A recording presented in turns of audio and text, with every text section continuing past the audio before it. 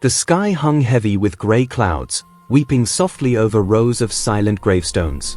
The drizzle blurred the edges of everything: marble names, wilted roses, even the man standing still in a black suit that looked too pristine for the mud beneath him.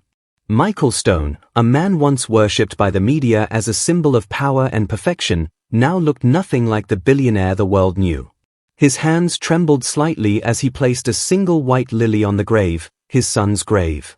The carved name glistened under the thin rain: Ethan Stone, beloved son. Michael's throat tightened. He hadn't spoken that name out loud in months. The air smelled of rain, metal, and loss. He was used to controlling everything: markets, people, empires, but grief didn't obey him. It came in waves, uninvited and merciless. Then, through the mist, he heard it, a quiet sob. At first, he thought it was the wind. But when he turned, his gaze froze. A young girl, no older than 16, knelt beside the grave next to his son's. Her clothes were damp, torn at the sleeve, and her thin hands covered her face as she cried. Something about the sound, raw, broken, innocent, pulled him closer before reason could stop him. "Are you all right?" he asked, his deep voice hesitant, unused to gentleness. The girl startled, wiping her tears quickly. I'm sorry," she whispered. "I didn't mean to disturb anyone." Her accent was soft, her words trembling like her fingers. Michael shook his head. "You're not disturbing me." He looked at her more closely. Her shoes were muddy, her eyes swollen. "Who are you visiting?" She hesitated, then looked down at a small, nameless wooden cross, the kind the poor used when marble was too expensive. A faint bouquet of wildflowers lay beside it, tied with a piece of blue ribbon. "My brother," she said. "He was my only family." Michael's chest tightened again. He looked at the cross, then at the girl. "I'm sorry," he murmured. The rain fell harder, almost trying to hide their pain from the world. The girl nodded faintly. "It's all right. He used to say we don't need big graves to be remembered, just good hearts." Something inside him broke a little more. He hadn't heard words like that in years. "Before we dive deeper, tell me, where in the world are you watching from? It amazes me how far a single story can travel. Drop your city, let's see how wide kindness still spreads." Michael watched her stand up, brushing the dirt from her skirt, though it only smeared worse. She looked too fragile for the storm around them. "Do you have a way home?" he asked. The girl hesitated, glancing at the sky. "The bus stopped running hours ago. I'll walk." He frowned. "That's miles from here." "It's okay," she replied softly, "I've walked longer." For a moment, he saw Ethan, his son, in her eyes. That same quiet stubbornness, that same refusal to ask for help even when drowning. He remembered Ethan's voice from years ago: "Dad, not everyone has someone to catch them." Michael swallowed hard. "Wait," he said, removing his coat. "Take this. You'll freeze before you reach town." She stepped back immediately. "I can't, that's too expensive." "It's just fabric," he said, gently wrapping it around her shoulders despite her protests. "And you look colder than I do."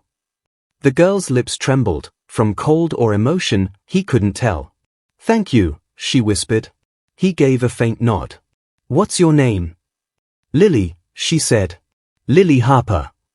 "Lily," he repeated, as if the name carried warmth in it. "I'm Michael." She looked up at him, eyes full of confusion. "I know," she said quietly. "Everyone knows you." He froze. There was no admiration in her tone, just awareness, and maybe something else. Pity, even. That startled him. People didn't pity billionaires. "Do you come here often?" he asked, mostly to fill the silence. "Every week," Lily said, her voice fragile yet steady. "It helps me remember that some goodbyes never really end." Michael looked at Ethan's grave, the rain smudging the flowers he'd placed minutes earlier. He suddenly felt small, like all the power he held meant nothing compared to the way this poor girl spoke of loss. Something told him their meeting wasn't an accident. He didn't yet know that her secret would break his heart in ways money could never mend. The rain had slowed to a drizzle by the time they reached the cemetery gate. The world seemed quieter now, as if holding its breath for something that hadn't yet revealed itself. Michael walked beside Lily, careful to match her pace. Her steps were small, hesitant, like she wasn't used to walking beside someone who noticed her. The road was slick with puddles that reflected the weak light of the street lamps. Every few seconds, a car passed by, splashing water onto the curb, but neither of them flinched. It was as though they were walking inside a fragile bubble of silence. "You shouldn't be out here alone this late," Michael said finally.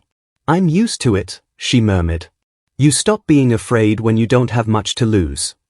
Her words hit him harder than he expected. He wanted to respond, to tell her that wasn't true, that there was always something left, but his own heart contradicted him. He'd lost his son, his marriage, his reason to wake up. What did he know about having something left? "How old are you, Lily?" 16.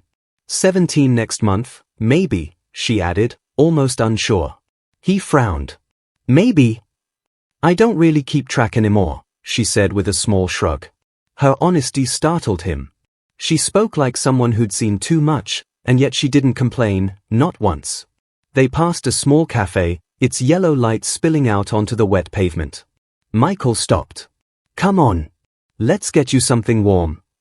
Lily froze. "I can't go in there." "Why not?" She bit her lip. "Places like that don't like people who look like me." Michael glanced at her torn sleeve and damp shoes. "Then let's see if they like people who look like me," he said, a faint hint of a smile crossing his face. Inside, the cafe was warm and quiet. The smell of coffee and baked bread filled the air. The waitress recognized him instantly, her tone changing the second she did.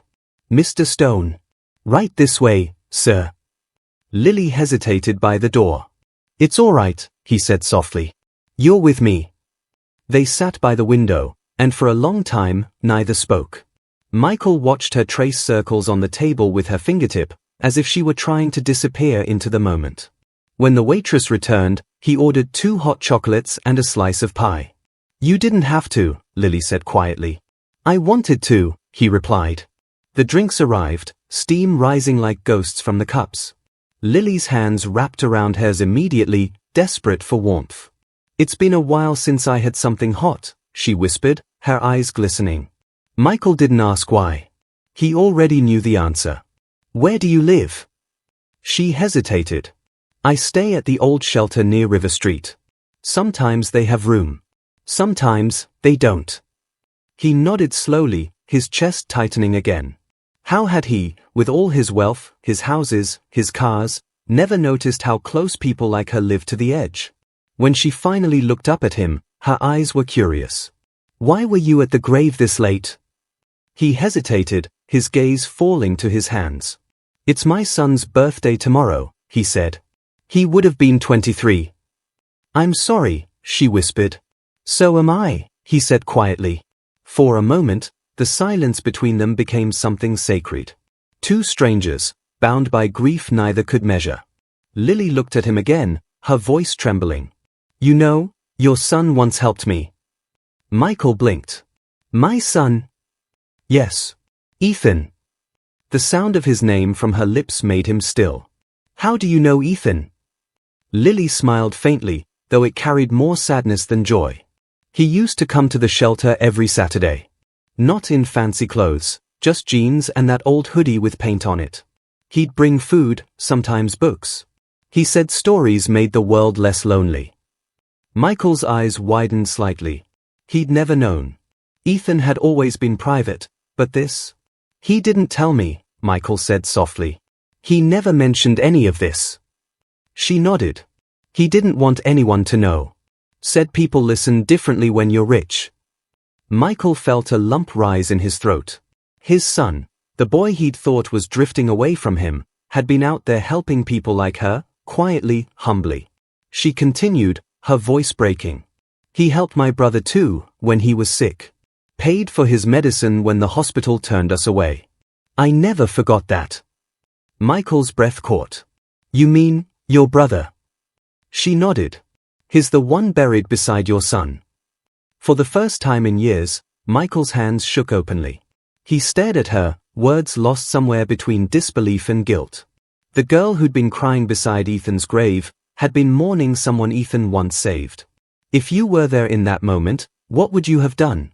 Be honest, comment your answer below.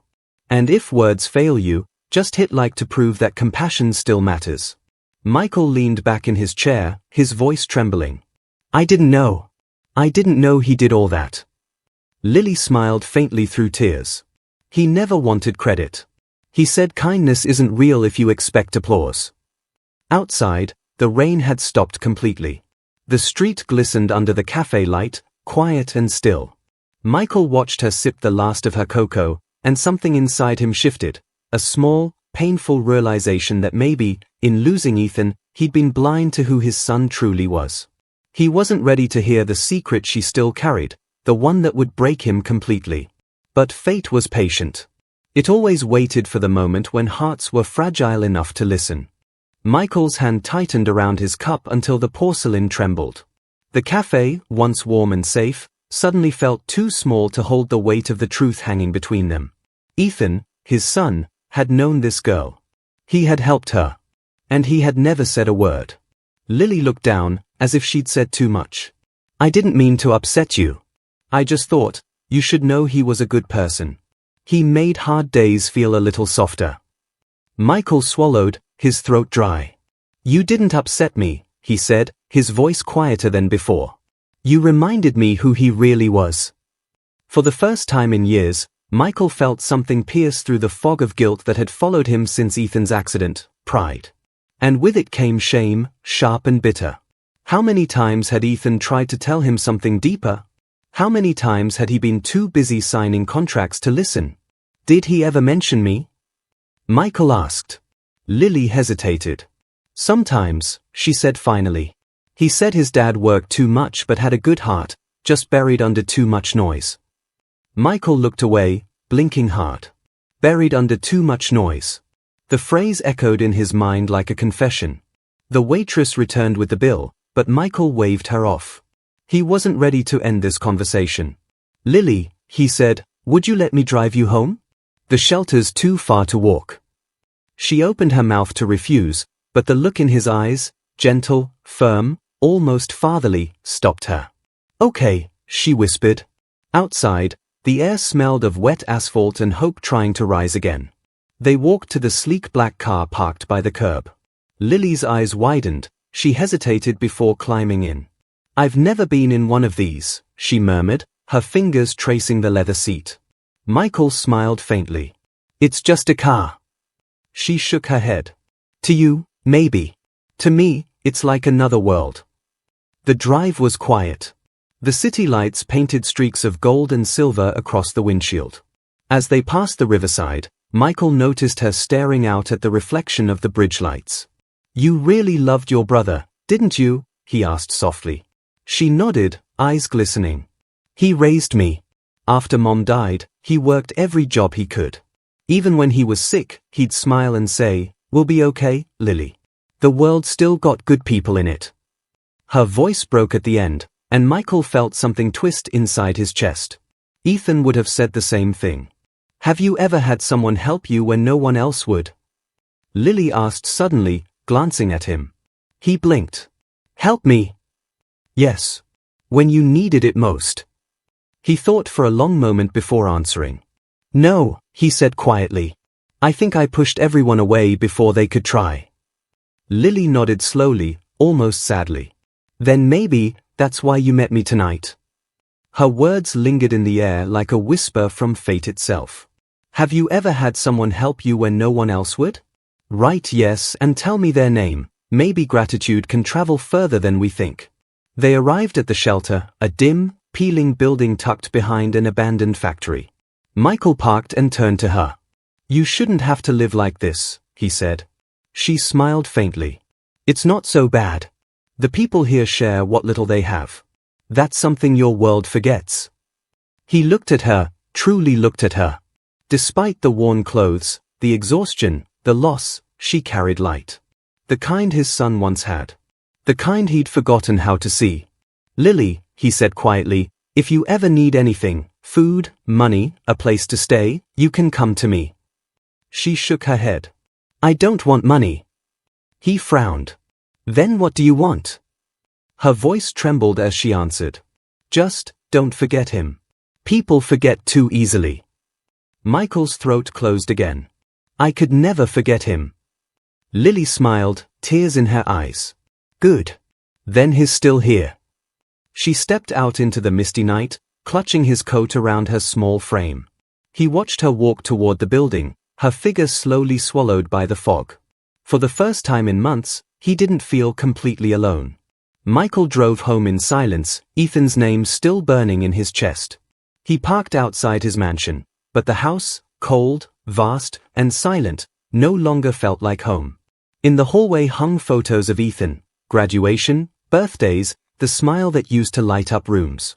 He stood there for a long time, then whispered to the picture, "You were better than I ever realized." And as he spoke, something in the air seemed to shift, the faintest warmth, like the echo of a son's laughter carried by the walls that had missed it too long. But that night, as Michael lay awake, he couldn't stop wondering, what else hadn't Ethan told him? What secret had Lily held back, the one that made her cry beside Ethan's grave? The truth, he would soon discover, wasn't just heartbreaking, it would change everything he thought he knew about his son, and about himself. The next morning, sunlight filtered weakly through Michael's curtains, illuminating the edges of a life too neat to be real. Every corner of the mansion gleamed, yet felt hollow. The silence pressed against his ears, no footsteps, no laughter, no music. Only the echo of a voice he could never hear again. He sat at the kitchen counter, staring into his untouched coffee. His thoughts circled around Lily, her trembling hands, her soft voice, the quiet courage she carried. And Ethan, how had he hidden all that compassion so completely? Why hadn't Michael seen it? Restless, he left the house and drove aimlessly through the city. He passed the park where Ethan used to play basketball, the bakery that still had his favorite pastries, and finally, without meaning to, he found himself parked near River Street, outside the shelter. He hesitated for a long moment before stepping out. The morning air smelled faintly of wet pavement and bread from a nearby bakery. When he pushed open the shelter door, the sound of chatter and clinking dishes greeted him. A woman at the counter looked up. "Can I help you?" "I'm looking for Lily Harper," he said. The woman frowned. "She left early this morning. Said she had to visit someone." "Do you know where?" She hesitated. "The hospital. She visits a patient there every week, room 212, East Wing." Michael thanked her and left, heart pounding with a strange mix of dread and curiosity. As he drove, he tried to imagine what kind of person Lily would still be visiting after losing her brother. The thought made his chest ache, that kind of loyalty didn't exist in his world anymore. At the hospital, the air smelled of antiseptic and rain-soaked clothes. Nurses moved briskly, voices low, footsteps soft. Michael followed the numbers until he reached room 212. The door was slightly open. Inside, Lily sat by a bed, holding the hand of a frail old man who looked barely conscious.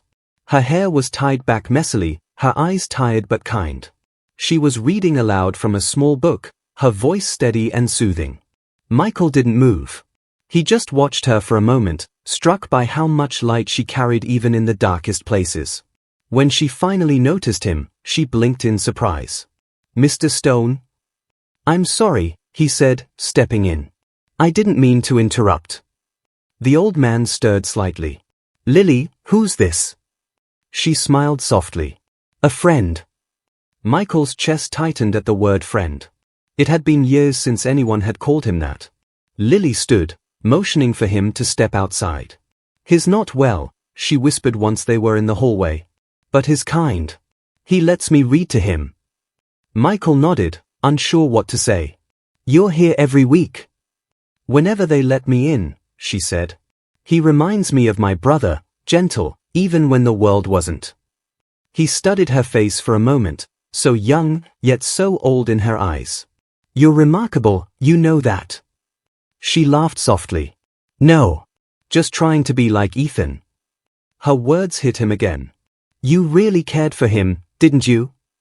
"I did," she said simply. He listened. Most people just talk, but he really listened. Even when he didn't agree, he made you feel seen. Michael exhaled slowly, guilt pressing deeper. I wish I'd done that for him. Lily's gaze softened. Maybe you still can, by doing what he did. By seeing people. He looked down at his hands, unsure how to respond. The truth was, he'd spent most of his life avoiding people, hiding behind glass walls and numbers. Maybe this was Ethan's way of showing him what mattered. Lily, he said quietly, I want to help you. I know you said you don't want money, but maybe I can find you something better, a chance. Education, work, whatever you need. Her eyes widened. Why would you do that? Because it's what my son would have done. She blinked rapidly, emotion flickering across her face. He used to say that too, she whispered.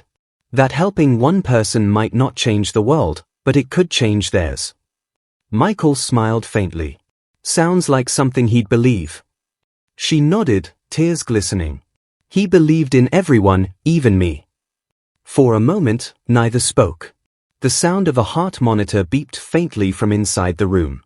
The rhythm of life, fragile, precious, temporary. Would you like to visit his grave again? Michael asked softly. With me? Lily hesitated, then nodded. Yes. I'd like that. They drove in silence once more, the city passing by like a slow film. The cemetery was brighter this time, the sky clear, the grass wet but green.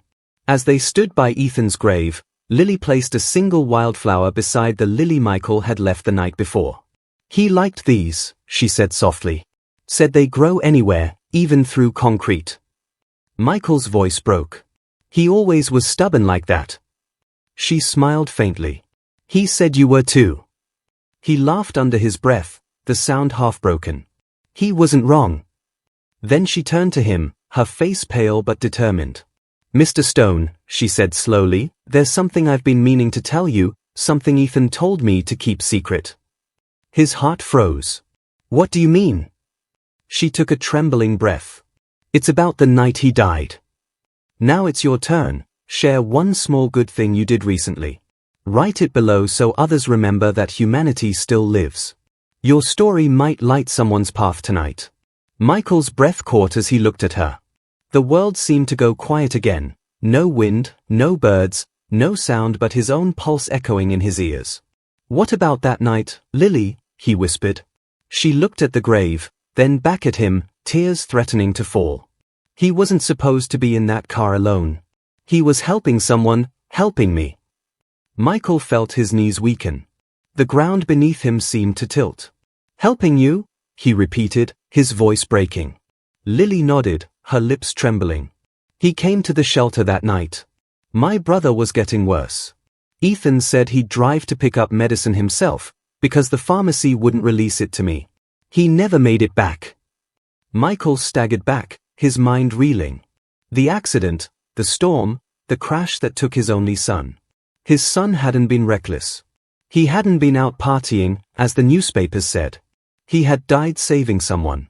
Tears blurred Michael's vision as he whispered, My God. Ethan. Lily stepped closer, her own tears falling. He saved my brother's life. But he lost his own. The truth cut through him like a blade, sharp, merciless, beautiful. His son had died doing what he loved most, helping others. Michael fell to his knees, one hand gripping the wet grass, the other pressed over his chest as if to hold his heart together. The billionaire, the man who thought he'd lost everything, realized he'd never even known the best part of his own son. The air around them stood still, heavy with everything that had just been spoken. Michael's breath came shallow, uneven. The truth weighed so much he could hardly stand beneath it. He stared at Ethan's name carved into the stone, his reflection faint in the marble, rain beginning to mist again over the letters. Lily knelt beside him, voice trembling. He didn't want you to know. He thought, if you found out, you'd blame yourself. Michael's voice cracked. Blame myself? Lily, I already do. Every single day. She shook her head, tears streaking down her cheeks. He loved you. Even when you didn't talk. Even when he said you didn't understand him, he still loved you. Michael pressed his hand over the stone, his shoulders shaking. I told him once that he should stop wasting time on strangers, that helping people wouldn't change the world. His voice faltered into silence. And he still went out that night. Lily's eyes filled again, but her voice was steady. He didn't want to change the world, Mr. Stone. He just wanted to make one person's world a little less painful. That was enough for him. A sob escaped Michael's throat before he could stop it. It wasn't the quiet kind. It was raw, guttural, years of guilt finally ripping free. The sky seemed to cry with him, rain coming harder, blurring everything until only two figures remained, the billionaire and the poor girl, bound by one boy's selfless love. He turned toward her, eyes red. Why didn't anyone tell me? Why didn't the police? They didn't know, she whispered. He didn't tell them. He told me not to say anything. He said his father already carried too much. Michael let out a sound that was neither laugh nor cry, just grief collapsing in on itself. He protected me even in death. Lily wiped her face, her voice barely a whisper. He didn't want you to feel pain. He said, Dad's already fighting his own storms. For a long time, they stood there, two lives orbiting around a memory, both broken by it, both healed by it in the same breath. Michael finally spoke, his voice hoarse but gentler now. I spent years building towers, companies, things I thought mattered. And my son, he was building hearts. Lily smiled weakly through tears. Maybe that's what you can do now. Keep building hearts. The rain eased again, turning to a drizzle. Sunlight broke faintly through the clouds, casting a soft glow over Ethan's grave. The world seemed to breathe again. Michael reached into his pocket and took out his wallet, a habit more than a thought. He looked at the bills inside, then back at Lily. Ethan would hate it if I offered you money, he said softly. So I'll offer you something else. Her brow furrowed. What? An education. A future. If you let me, I'll make sure you finish school. College. Anything you dream of. She blinked rapidly, overwhelmed. You don't have to. I do, he interrupted gently. For him. And for me. Lily's lips trembled. He always said you had a good heart, even if you hid it behind work. Michael managed a small smile through his tears. He saw more in me than I deserved. They stood in silence again, but this time it wasn't painful. It was heavy, yes, but it was filled with something new, understanding. If that moment hit you hard, leave a red heart hash. Sometimes one little symbol says what our hearts can't. Later that evening, Michael drove Lily back to the shelter, but this time, she wasn't the same fragile girl he'd met 2 nights ago. Something in her had changed, or maybe he was finally seeing what Ethan had seen all along. Before she stepped out of the car, she looked at him and said softly, You know, he used to talk about sunsets. Said they remind us that endings can still be beautiful. Michael nodded slowly. He was right. She smiled. He usually was. When she walked away, Michael didn't start the engine. He just sat there, staring at the empty seat beside him. He could almost hear Ethan's voice again, teasing, laughing, gentle. For the first time, the silence didn't hurt quite as much. That night, he sat at his desk and opened an old folder, one he hadn't touched since the funeral.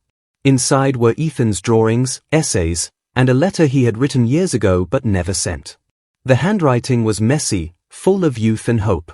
Dad, if you ever find this, I want you to know something. I don't need you to be perfect. I just need you to care. That's all the world really needs from any of us. Michael's tears fell onto the page, smudging the ink. He closed his eyes and whispered, I'm sorry, son. I'm ready now. Outside, the city lights shimmered through the rain. Somewhere far away, a girl named Lily walked beneath those same lights, clutching his coat tightly around her shoulders, a reminder that even from the ashes of heartbreak, kindness could still grow. But life had one more turn waiting for them, one final act of forgiveness that would decide whether the past could truly rest. The following days unfolded slowly, like the calm after a long storm. For the first time in years, Michael's mornings didn't start with meetings or markets. They began with silence, reflection, and purpose. The echo of Ethan's words lingered in every breath he took, just care, Dad. He found himself returning to the shelter often. The first time, the volunteers whispered as he walked in, the billionaire in a navy coat, holding coffee cups instead of a briefcase. He didn't correct their stares, he simply rolled up his sleeves and began serving meals beside them. At first, his movements were stiff, awkward, a man unaccustomed to simplicity. But the more he helped, the more he began to feel something stirring deep inside him, peace. Lily noticed the change too. Each time he arrived, her expression softened. She had started working at the shelter part-time, tutoring kids who came in from the streets. "They listen to you," Michael said one afternoon, watching the children gathered around her. She smiled shyly. "They just want someone to believe they can be more." Her words hit him like a quiet sermon. Belief, that was what Ethan had given her, what Michael had failed to give his own son until it was too late. As the sun dipped below the skyline, the two of them stood outside the shelter, golden light spilling across the cracked pavement. "Lily," he said softly, "you're doing something extraordinary here." She shook her head. "I'm just trying to keep what Ethan started alive." He looked at her with quiet admiration. "You already are." She hesitated before speaking again. "I think he'd be proud of you, too." Michael smiled faintly, though his eyes shimmered. "I hope so." For a moment, the world felt lighter, as if Ethan himself was standing between them, smiling.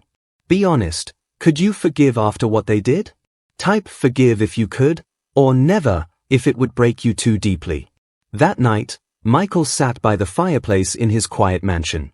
The flames danced softly, painting shadows across framed memories, Ethan's pictures, his medals, the life that now felt like a distant dream. On the table lay a blank notebook. Michael opened it, picked up a pen, and began to write. "The Ethan Foundation, a place for those who need a second chance." He paused, staring at the words. They felt right. This wouldn't be another corporate charity with handshakes and press releases. It would be personal, a living continuation of his son's heart. Days turned into weeks. The shelter expanded, children found tutors, and families found warmth through the new program. Michael visited every evening, helping however he could. Sometimes, he'd find Lily sitting on the steps, reading the same worn book Ethan had once given her. She always saved him a spot beside her. "Do you ever stop missing him?" she asked one evening. He shook his head. "No. You just learn to carry it differently." She nodded slowly. "I think grief doesn't fade. It teaches us how to love deeper." Her wisdom stunned him every time, how a girl who had lost everything could still speak with such grace. He turned to her. "You remind me of him more every day." Lily smiled faintly. "Then maybe that means he's still around." A light breeze swept through the night, carrying the faint scent of rain and blooming jasmine. Somewhere above them, the city's lights shimmered like stars too stubborn to give up shining. For the first time, Michael felt like his son's story hadn't ended, it had simply changed form. It lived in Lily, in every child laughing inside that shelter, in every act of quiet kindness reborn from sorrow. But beneath that calm, there was something unspoken, something Lily had kept hidden. One night, as the two locked up the shelter, she hesitated before turning the key. "Mr. Stone," she said, her voice soft but trembling, "there's something I need to tell you. I should have said it before." He looked at her, concern flickering across his face. "What is it, Lily?" Her eyes glistened. "Before Ethan, before the accident, he told me something. He said if anything ever happened to him, I should find you. Because you deserve the truth." Michael's chest tightened. "What truth?" She took a breath that seemed to drain the color from her face. "That night, he wasn't just helping me. He was on his way to deliver something, a letter. For you." His heart stilled. "A letter?" She nodded. "He wrote it the day before. I kept it because I was scared. I didn't know if I should." "Do you still have it?" he asked, his voice barely above a whisper. Tears fell freely now as she reached into her small bag and pulled out a folded, weather-worn envelope. The ink had faded, but the handwriting was unmistakable, Dad. Michael's hands trembled as he took it, the world around him blurring into silence. He turned it over, afraid to open it, afraid of what his son's final words might say. Lily whispered, "He wanted you to read it when you were ready." Michael looked at her, tears running unchecked. I think I'm finally ready. He tore the envelope open carefully, the sound echoing through the quiet night. Inside was a single page, written in Ethan's messy scrawl. Dad, if you're reading this, it means I couldn't tell you myself. Don't be angry at the world, or at yourself. I need you to know, I never blamed you. You gave me life. I just tried to use it well. Please, live yours the same way. Be kind. Be present. Be real. I love you. The words blurred as tears filled Michael's eyes. He clutched the letter to his chest, falling to his knees on the shelter's front steps, the city lights flickering softly above. Lily knelt beside him, her hand gently resting on his shoulder. He loved you more than anything, she whispered. Michael couldn't speak, he could only weep, the sound raw and pure, a lifetime of regret finally turning into release. The letter trembled in Michael's hands long after he'd finished reading it. The ink was faded, the paper soft from age, but the words burned brighter than any light in his mansion ever had. He sat there on the shelter's front steps, the city alive around him, yet for him, time had stopped. Lily stayed beside him quietly, not daring to interrupt the sacred moment. The world didn't need sound when hearts spoke this loud. When Michael finally lifted his head, his eyes were red but calm, like a storm that had finally found its shore. He forgave me, he whispered, voice shaking. All this time, I thought I lost him angry. But he forgave me. Lily nodded, her voice barely a whisper. He never blamed you, Mr. Stone. He said you were just scared to feel. He exhaled a long, trembling breath. Scared, he repeated, as if the word itself held a truth he'd avoided for years. I spent my whole life terrified, of failure, of weakness, of losing control. And in doing that, I lost the one thing that mattered most. Lily's eyes softened. Then maybe this is how you get him back. He looked at her, puzzled. How? By being the man he believed you could be, she said simply. The simplicity of her words hit harder than any speech ever could. He folded the letter carefully, pressing it against his chest. I think I'd like to try. From that night on, Michael's days took on new meaning. He poured himself into the Ethan Foundation with a dedication that startled even his closest colleagues. No more boardrooms or ego-driven projects, just outreach, compassion, change. He opened free education programs, partnered with hospitals to provide treatment for underprivileged children, and expanded the shelter into a network across the city. And every new initiative bore a small inscription at the entrance. For Ethan, because love outlives us all. Lily became a central part of it. She coordinated volunteers, told stories of hope to donors, and guided children who came in lost and left believing again. Wherever she went, she carried a quiet power, the kind Ethan once carried too. One afternoon, as they stood watching children play outside the newly opened community school, Lily spoke softly, "It's beautiful, isn't it?" Michael nodded, watching a little boy laugh as he chased a paper plane. It's what Ethan would have wanted. Maybe, she said, smiling faintly. But I think it's what you needed too. He smiled, the corners of his eyes crinkling. You might be right. A soft silence followed, the kind that didn't demand words. Then, almost hesitantly, Lily added, "You know, sometimes I feel like he's still watching over us." Michael looked toward the sky. I hope he is. I want him to see that his kindness didn't die with him, it just changed hands. The breeze carried their words away like small prayers. The setting sun bathed the world in orange, and for a fleeting moment, Michael swore he saw a figure in the light, his son, smiling the same way he used to when he'd done something good and didn't need anyone's approval for it. Michael blinked, and the vision was gone. But the warmth remained. If you believe love still wins, comment in.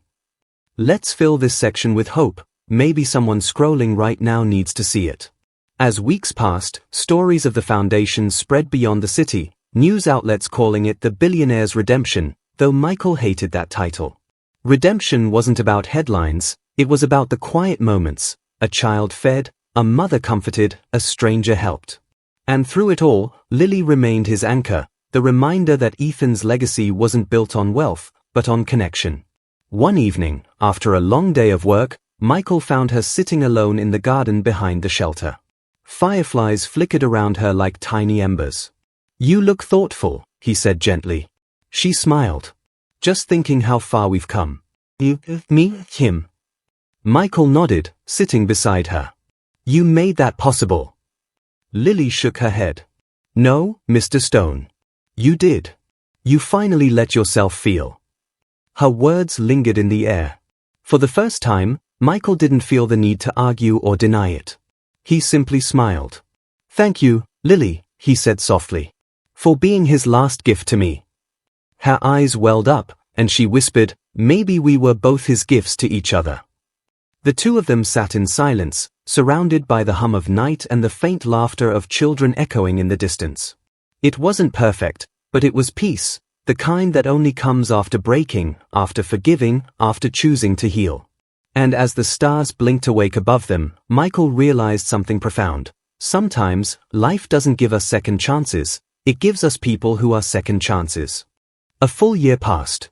Seasons changed, the city shifted, but something within Michael remained steady, a peace he'd never known before. The Ethan Foundation had become a living heartbeat of compassion. Streets once forgotten now held laughter, classrooms buzzed with children's dreams, and the poor no longer whispered in shadows. One morning, sunlight streamed through his office window, landing on a framed photo of Ethan, smiling, alive, eternal. Beside it lay the folded letter, now smoothed from being read countless times. Michael picked it up again, tracing his son's handwriting with reverence. A soft knock came at the door. "Come in," he said. Lily entered, carrying a folder and that familiar quiet smile. "The shelter renovations are complete," she said. "They're naming the new wing after Ethan tomorrow. I thought you'd want to see the plaque before it's unveiled." He nodded, eyes misting. "I wouldn't miss it." She placed the folder on his desk, then hesitated. "There's one more thing." He looked up. She took a small step forward, nervous. "I got my college acceptance letter." Michael's face lit up with surprise and pride. "You did?" She nodded, tears of joy brimming. "Social work. I want to help kids the way Ethan helped me." He stood, emotion swelling in his chest. "He'd be so proud, Lily." She smiled through her tears. "So would I, of both of us." He laughed softly. "You've come a long way from that night in the rain." Her voice trembled. "We both have." The air between them was filled with something unspoken, gratitude, love, and the memory of a boy who had changed both their lives forever. If this story moved you, don't scroll past quietly. Tap like, not for me, but for the soul who carried this pain and still stayed kind. One click can be your way of saying, "I felt you." The next day dawned golden and calm. The unveiling ceremony was simple, no cameras, no press. Just people whose lives had been touched by kindness. Michael stood at the front of the crowd, the wind tugging softly at his coat. When the cloth was lifted from the plaque, sunlight caught the engraved words. "The Ethan Stone Wing, built not with wealth, but with love." Applause rose, gentle but heartfelt. Michael's hands shook as he touched the bronze letters, tears slipping down his face. For the first time in years, his grief didn't burn, it glowed. Lily stood beside him, her head bowed, whispering a quiet prayer. Afterward, as people dispersed, she turned to him. "You kept your promise." He smiled faintly. "No," he said. "We did." They walked together through the garden behind the shelter. The flowers were blooming, wild lilies and white lilies intertwined, just as they had placed them at Ethan's grave a year ago. Michael stopped, looking up at the sky where streaks of light broke through drifting clouds. "You know," he murmured, "I used to think grief was something you survived. But now I see, it's something you grow from." Lily nodded. "And love is what makes it worth carrying." A quiet moment passed, filled only by the rustle of leaves and distant laughter of children. Michael smiled, eyes glistening. "Thank you, Lily, for reminding me how to live again." She looked at him with warmth that could heal a lifetime. "Thank you, Mr. Stone, for showing me that even broken hearts can build something beautiful." They stood there, watching the sun dip low, painting gold across the garden, a scene so peaceful that for a moment, even time seemed to rest. And somewhere beyond that light, Unseen but deeply felt, Ethan smiled. Because his